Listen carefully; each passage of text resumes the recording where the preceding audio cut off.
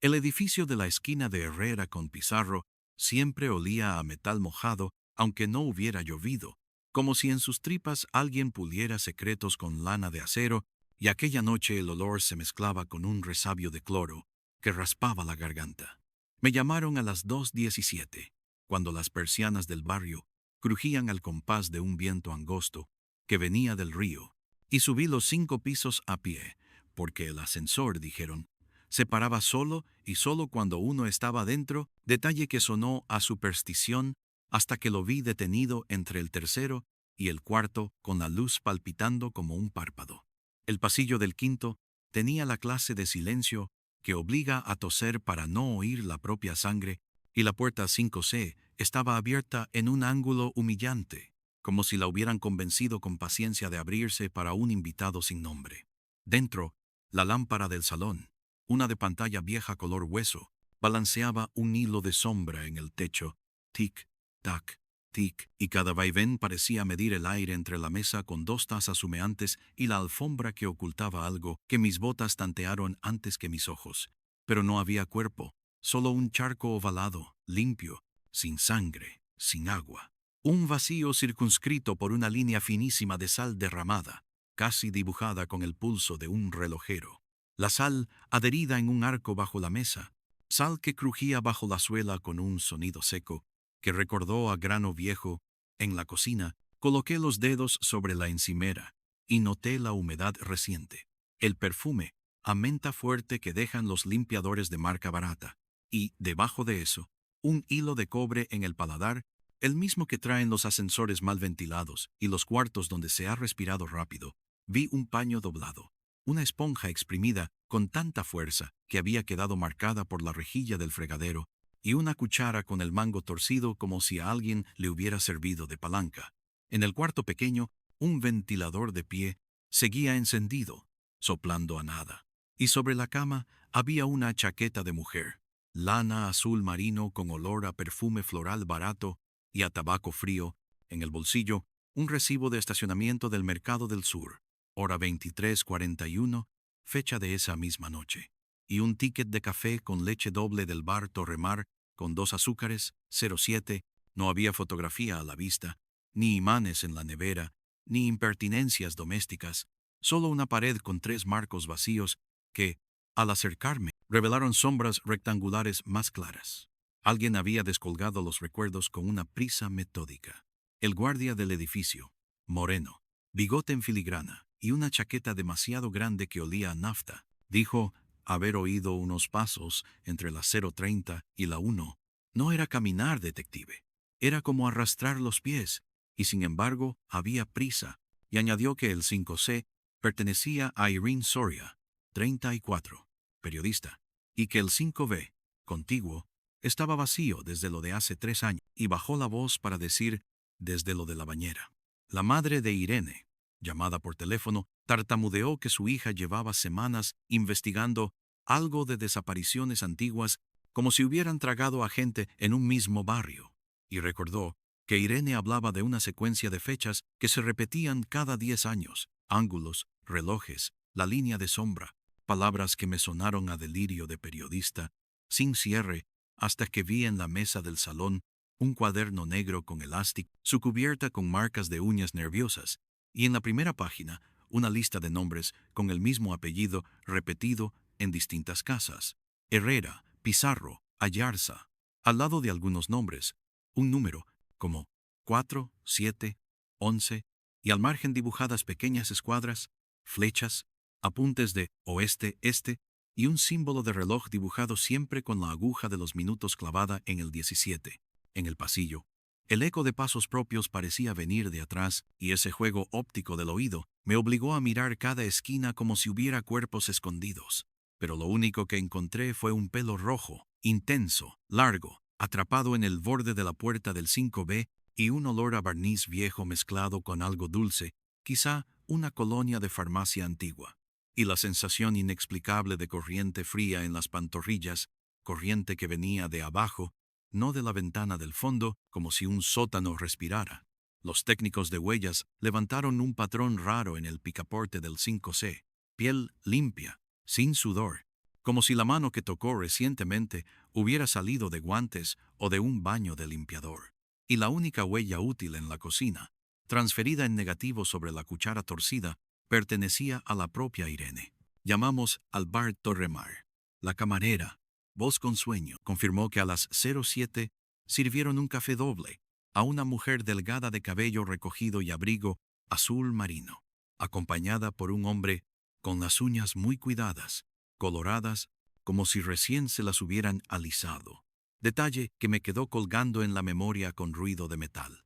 Y que la mujer dejó una servilleta escrita con la frase, si no bajo, no subas.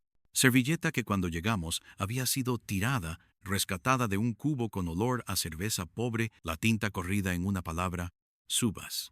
Salimos un momento a respirar. El aire de la madrugada era como un cuchillo de cocina al que le han pasado piedra. El río llamaba con un olor a pescado y motor, y en la esquina un gato cruzó con sigilo de ladrón bajo las persianas.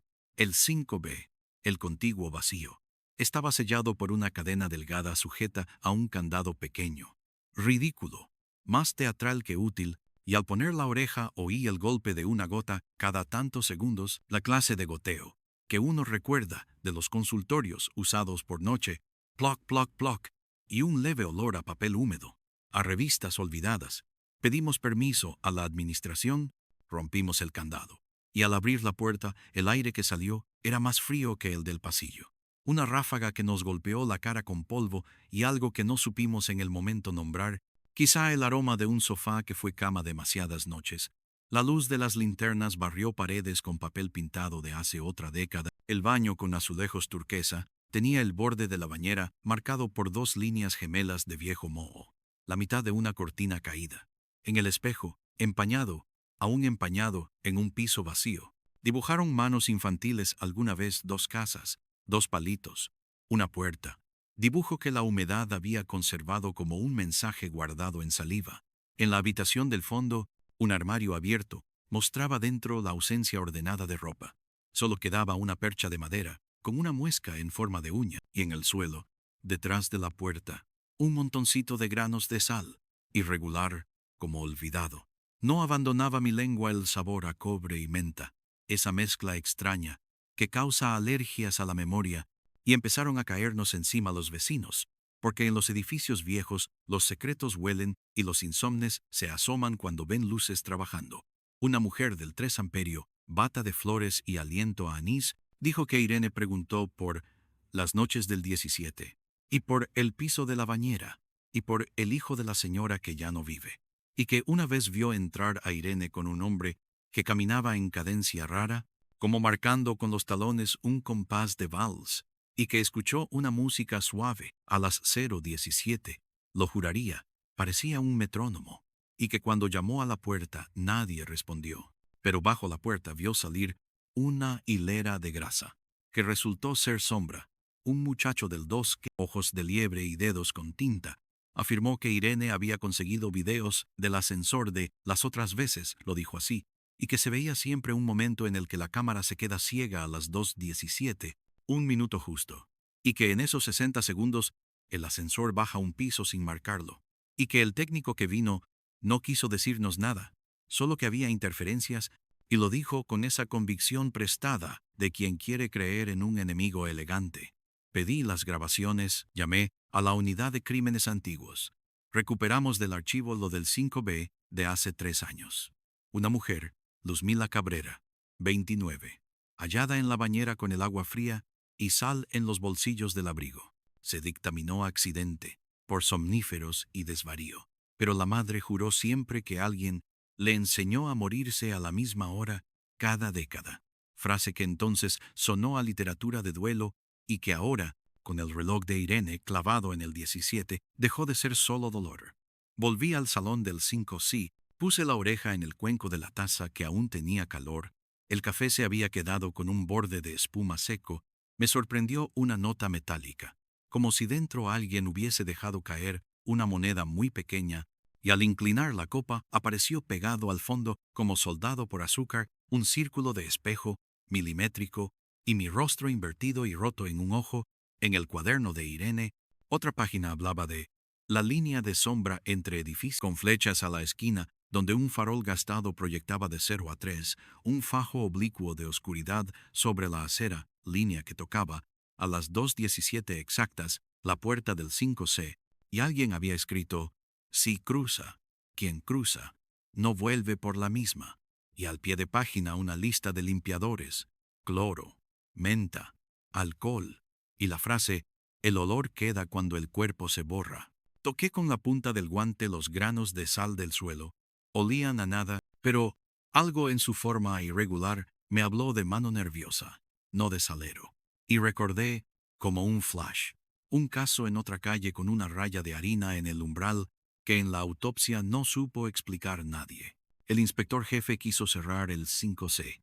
Sin cuerpo no hay escena, dijo, pero me quedé un rato más, sentado en el oscuro, oyendo cómo se oye el mar cuando no se quiere ver, y el edificio respondió con gemidos viejos de madera, con ese crack que suelta el parqué cuando se acuerda del peso de otra gente, con un soplo de aire que subió desde el hueco de la escalera, con olor a pelo quemado y mueble encerado, olor de casas donde alguien abre cajones sin respetar el sueño. Eran las 3:10 cuando vi en el descansillo, junto al ascensor detenido, un papelito doblado que no estaba antes, la esquina mordida de ansiedad. Lo levanté con pinza. Era una comanda del bar Torrimar, con el sello húmedo todavía. Y detrás, garabateado con bolígrafo, un número de cuenta bancaria y la palabra devoluciones, y más abajo, un nombre que reconocí de una columna de sucesos olvidada. Rebeca Montalbán, ex tremolista del teatro, que funge ahora de becaria en el archivo municipal. Y mientras giraba el papel, noté en el dorso una mancha circular de grasa oscura, con mota de purpurina, como de uñas recién limadas, y el viento, ese viento mezquino, que hace de las 4 paredes un aljibe, bajó justo entonces por el hueco, con un silbido que me recorrió la espalda como una uña lenta. No cerré los ojos, los entrené a la penumbra, y juraría que por segundo y medio, el espejo de la pantalla del ascensor se oscureció como si alguien se hubiera acercado por dentro a mirar, y en ese segundo yo supe que el caso no era una desaparición nocturna al uso, sino una manera de andar por la ciudad que otros dominaban, y que Irene había podido seguir como se sigue una melodía desde el cuarto de al lado. Su café aún tibio contaba la paciencia de quien espera ver cruzar la línea de sombra para poner nombre al paso. Y a mí me tocaba ahora coser los hilos sueltos, la sal, la menta, el 17, el ascensor que baja sin marcar, el vecino que jura oír un metrónomo, las uñas cuidadas, la cuenta de devoluciones, el pelo rojo en una puerta que nadie usaba y la ausencia más elocuente de todas. Esa alfombra sin mancha y ese círculo de sal como si alguien hubiese dibujado la silueta de lo que ya no estaba, y de pronto el viento golpeó una ventana del patio interior con una palmada seca, y del bar de la esquina una voz gritó al cerrar caja, y el edificio, por un instante, pareció prestar atención como presta un perro cuando oye el nombre de su amo.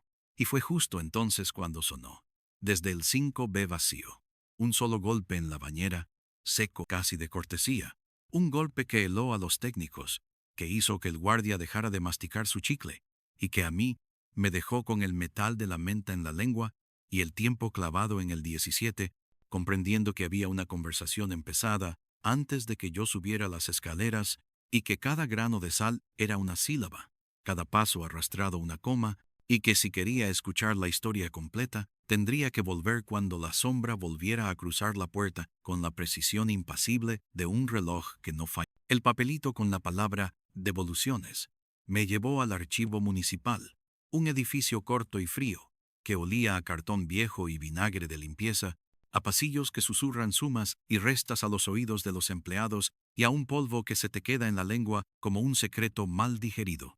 Me recibió Rebeca Montalbán, cabello rojo recogido con un lápiz, uñas con un brillo minúsculo de purpurina que atrapaba la luz de tubo y la devolvía convertida en agujas, y un perfume antiguo, esos florales pobres que tienen una tristeza educada. Me tendió un recibo con sello azul, y dijo que sí, que la cuenta anotada en la comanda era del área de recuperaciones y reembolsos del municipio, devoluciones de depósitos por custodia de bienes de pisos abandonados o vaciados por fallecimiento, por embargo, por desalojo, por silencio, Al decir silencio, se le heló la respiración en una palabra y clavó el lápiz más hondo en su moño. Me dijo que Irene había pedido listados con una obsesión rara por 3 calles, justo las que tenía escritas en el cuaderno: Herrera, Pizarro, Ayarza, y, dentro de ellas, había subrayado una columna: domicilios con trastero municipal, y otra: fallecimiento o desaparición sin herederos claros, y que había fotografiado actas de alzamiento de vivienda con una prolijidad de notario, e insistía en horarios: ¿a qué hora se corta el sistema? ¿A qué hora limpian? ¿A qué hora cierran caja las empresas subcontratadas?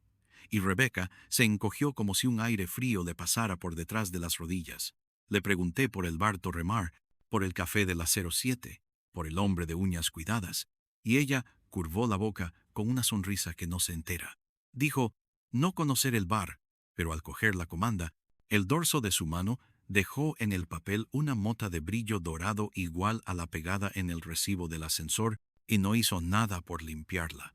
Los archivadores tenían un zumbido eléctrico de panal.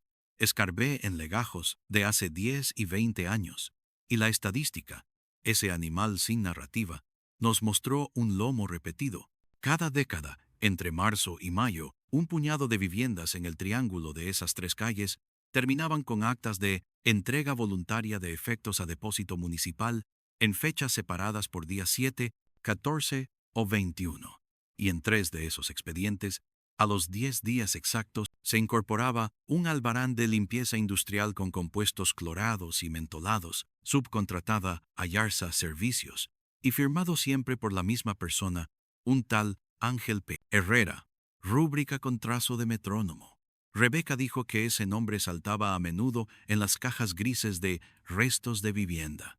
Esos pacos con marcos sin fotos, espejos sin marcos, tazas sin plato, llaves sin cerradura, y que a veces venía gente con un papel en la mano, un permiso, y pedía ver esos restos para devolverlos a la familia. Y firmaban en un cuadrito bajo el sello devoluciones, y se llevaban cosas que nadie les discutía, porque el mundo ama resolver rápido. Al pronunciar familia, Rebeca torció el gesto, como si la palabra le raspara la encía. La tarde se volvió un pasillo sin relojes, y cuando salí a la calle, el viento de río me metió un metal pulido en la garganta. Llamé al bar Torremar, pedí ver la servilleta, pedí la grabación de la cámara. En el cuadro de la 0007, la imagen daba un paso, se volvía azulada, y alcanzaba para ver la nuca de Irene, el abrigo azul marino, y al frente un interlocutor con gorra, bufanda, mano sobre la mesa, uñas rojas lustrosas, la piel del dorso clarísima de crema, tal vez de uñas pulidas, y al lado un vaso con la marca de labios 2 veces, uno por encima de otro, como si hubiera habido 2 mujeres en turnos distintos bebiendo la misma bebida, o una mujer que fue 2. El dueño del bar, manos de panadero, dijo que ese hombre dejó pagado otro café para el retorno, y dio golpecitos con el dedo en el mostrador al decir la palabra retorno, tic tic tic, y su dedo iba directo al 17 en un reloj colgado sobre botellas de anís y ron, detalle que se me agarró al pensamiento como un lobo a un hueso. Volví al edificio de Herrera con Pizarro, pasada la medianoche. El guardia moreno masticaba chicle de menta con una violencia contenida. El hall olía a fregas con cloro reciente, y la luz del ascensor palpitaba como una víscera nerviosa. Nos quedamos a escuchar el edificio respirar, y el edificio respiró con un silbido que no venía de las juntas, sino del hueco, de abajo, de un sótano que parecía bodega de música vieja. A la 1:55 subí al 5C. Se sentía la electricidad en el pasillo, igual que cuando uno le pasa la mano a un saco de lana y la lana protesta. Dentro del piso, la lámpara del salón había dejado por fin de mecer su sombra, como si alguien la hubiera tranquilizado con las manos, y la sal del suelo formaba ya no un óvalo, sino algo parecido a un contorno descompuesto, como si un cuerpo recortado quisiera volver donde fue, y no pudiera acertar su propia silueta. Me quedé inmóvil hasta que el silencio me gruñó en el oído. Y en el 5B, el vacío, volvió a sonar el golpe de la bañera, seco, una vez, y después un goteo nuevo. Ploc, ploc, ploc, a ritmo de reloj. 2:15, 2:16. El farol de la calle proyectó su línea oblicua sobre la puerta justo cuando marcó el minuto exacto en que Irene anotaba los cruces en su cuaderno y cuando el 2:17 nos pasó por encima como una cuchilla muda. El ascensor bajó un piso por su cuenta, sin marcar, y la cámara, esa cámara de ojo de pescado, parpadeó un segundo y se quedó ciega. Salí al descansillo a la carrera, el aire estaba más frío, con un olor mezclado de cobre y menta, y abajo, en la entreplanta que no existe, la puerta metálica tenía el aliento tibio de las máquinas. Pegué la oreja y oí ruedas de goma rodando sobre cemento, el sonido pequeño y sin embargo pesado de un carro de limpieza, y esa canción sorda que llevan los aparatos cuando interfieren lo suficiente para que un circuito deje de ser honesto. Moreno se apretó la chaqueta contra el pecho como si tuviera que proteger algo que no era suyo. Bajamos los escalones con el cuidado de quien baja a un pozo que no sabe si está tapado, y en el entresuelo, un falso rellano con una marquesina oxidada, hallamos un paso de servicio que alguien había desclavado de su muerte. Olía a sótano oficial, a bolsas de cloro mineral, a piedra húmeda, pero también a algo más, a menta fuerte de limpiador reciente y a pelo quemado por descuido. La linterna varió una fila de sacos de sal gorda abiertos por la mitad, su contenido usado para levantar humedad de suelos y para espolvorear sobre manchas que se quieren extinguir, y junto a los sacos, una pulidora con carcasa metálica y ruedas que dejaban una firma en el cemento semejante a las marcas que vi en el salón del 5C, una firma en espiral con pequeños trazos rectos cada cierto tramo, marca que parecía metrónomo dibujado en el suelo. Detrás de la pulidora, dos marcos sin fotografía, apilados, con la trasera levantada y pegados aún a su cartón, círculos de espejo rebajados, del tamaño de una moneda grande, iguales al que había encontrado en el fondo de la taza. Alguien estaba coleccionando ojos domésticos. Con el hombro empujé una puerta de chapa que se resistía a la luz. Detrás, otra escalera de servicio subía en diagonal a la espalda de los baños de los pisos impares, y el azulejo de la pared del 5B, visto por detrás, mostraba una huella de manos en polvo de obra, los dedos arrastrados hacia, y en el canto de la madera apolillada que sostenía la bañera, un pelo rojo, intenso, atrapado en una astilla. Moreno dijo que ese paso no figuraba en ningún plano de comunidad, y yo pensé en las décadas de reformas que tapan atajos y los venden como paredes nuevas. Tomé la pulidora, la encendí un segundo. Su motor tenía un zumbido que corría por los nervios del pasillo, una vibración que podría comerse el minuto de una cámara barata. Y su cable tenía cinta aislante roja, con las letras A.S. Ayarza Servicios. Subimos sin hablar, con el frío pegado a la nuca. A las 2:29 la cámara del ascensor volvió a ver, y la luz volvió a ser de hospital barato. Esa misma mañana cité a Rebeca en el teatro donde había sido tremolista. Un coloso venidómenos con alfombras que aspiraban el polvo de cada paso como si fueran bocas. En el foyer de mármoles con arañas de cristal, un vigilante dormía con una radio en el regazo que soltaba interferencias en los silencios. Un parpadeo de anuncios viejos, y al cruzar el escenario vacío, algo crujió bajo mis pies. No madera, sino lentejuelas rotas. Rebeca me esperaba en el foso, con un atril y un metrónomo negro. Apoyó el dedo índice en la cabeza del aparato y lo dejó oscilar. Tac, tac, tac. Marcó 60 por minuto y lo subió a 68, a 76, a 84, lo detuvo en 68 y dijo, «Es el pulso que se me queda cuando alguien miente». Y se rió sin dientes. Le pregunté de Irene, de Ángel Herrera, de las firmas en los reembolsos. Dijo que Herrera había pasado varias veces por el archivo con carpetas impecables, ojeras que no parecían de sueño, uñas cuidadas de alguien que mete las manos en agua con detergente cada noche. Ese brillo de uñas que tienen los que friegan pero quieren ocultarlo con base transparente, me dijo. Y la frase se me quedó colgada, rozando el dato del bar, lo de las uñas coloradas alisadas. Quizá el camarero confundió base con esmalte, quizá el hombre no era hombre. Pregunté por las pulidoras, por las monedas de espejo. Rebeca bajó los ojos al foso como si la respuesta flotara allí. Contó que en el teatro usaron esos espejos en una puesta vieja para multiplicar luces en copas y tazas, para que parezca que hay más vida, y que un tramoyista, Ángel P., Trabajó entonces de noche colocando marcos. Tenía ese movimiento disimulado de los que no miran hacia arriba por costumbre, y llevaba en las manos el olor a menta de los que limpian el suelo hasta que la madera brilla más que la música. Cuando dijo tramoyista, se escuchó sobre nosotros un paso con tacón, un eco de mujer que no existía, y el viento de la puerta lateral nos metió un olor a colonia de farmacia y barniz viejo, y las lámparas de patio de butacas vibraron como si alguien hubiese pasado la mano por encima. Recibí la llamada de informática. Los frames del ascensor de las últimas semanas mostraban ceguera no aleatoria, siempre a 217, y el ascensor hacía un microdescenso hasta la línea de sombra del farol que cruzaba la puerta del 5C, y en ese minuto la puerta registraba una apertura breve sin que el sensor del rellano viera a nadie. El propio sensor estaba ciego. Alguien estaba domando la casa con relojería.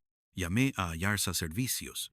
Una mujer con voz de catalogadora dijo que las rutas de limpieza eran diurnas, salvo siniestros, y pasó la llamada a un tal Jara, jefe de equipo, quien con voz que olía a trapo mojado explicó que ese edificio tenía contrato nocturno de mantenimiento silencioso desde hacía años por sensibilidad vecinal, y soltó la lista de compuestos: hipoclorito, amonios, mentolado para neutralizar, y yo oí detrás de su voz el arrastre de ruedas de goma y un golpe de mueble rebotando en hueco.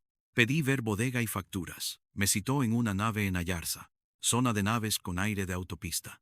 A las 19:12 el portón se abrió con un chirrido de herrumbre limpia. El suelo tenía migas de sal, como si alguien hubiera hecho pan con cristales. Y al fondo, bajo fluorescentes, una mesa con tazas alineadas, cada una con un círculo de espejo pegado al fondo, y una placa con imanes de calidad pegada a un calendario con fotos de farolas de hierro. Jara era de manos pulidas, uñas sin padrastros, olor a mentolado y a barniz, mirada en diagonal. Se llamaba José Ángel Herrera de Segundo, y no fue difícil unir las letras. Le pregunté por Rebeca, por Irene, por el bar, por la hora 17 de los minutos.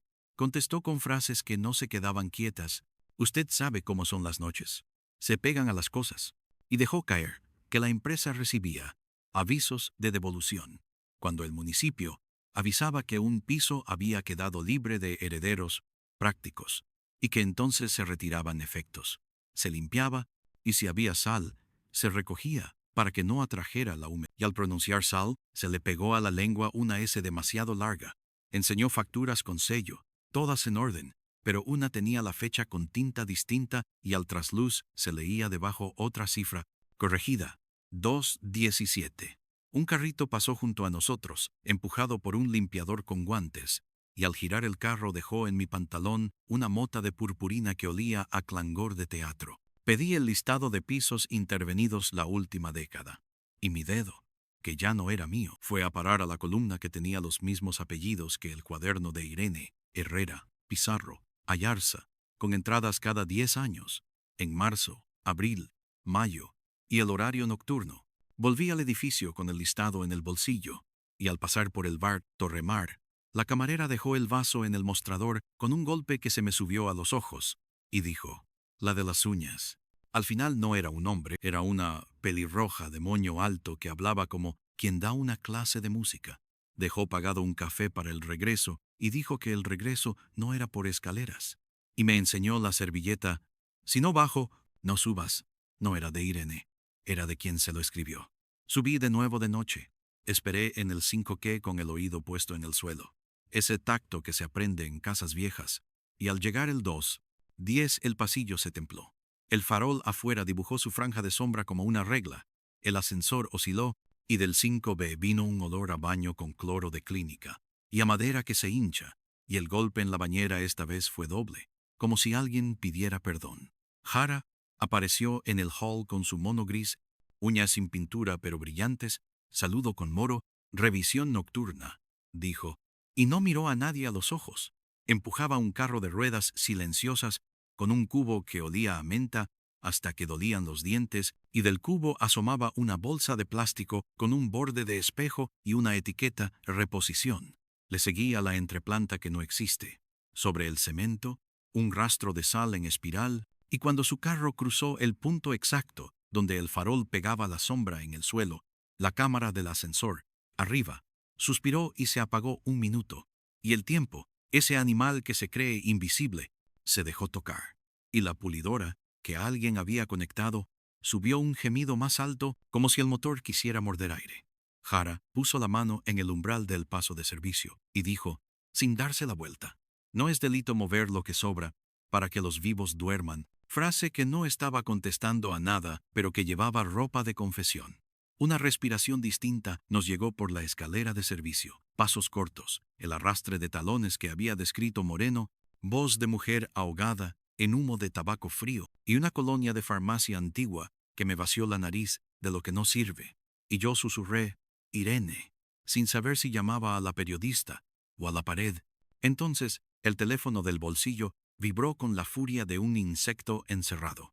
Un mensaje de audio de un número desconocido, duración 017, lo puse entre el pecho y el oído para que la escalera no me lo robara. Y escuché un metrónomo que marcaba 68. Luego una respiración. Luego un susurro de voz con menta y cobre que decía, si entro tendrás que bajar tú, y un golpe en metal y luego nada. No supe si la voz era de Irene, o de Rebeca, o de ninguna.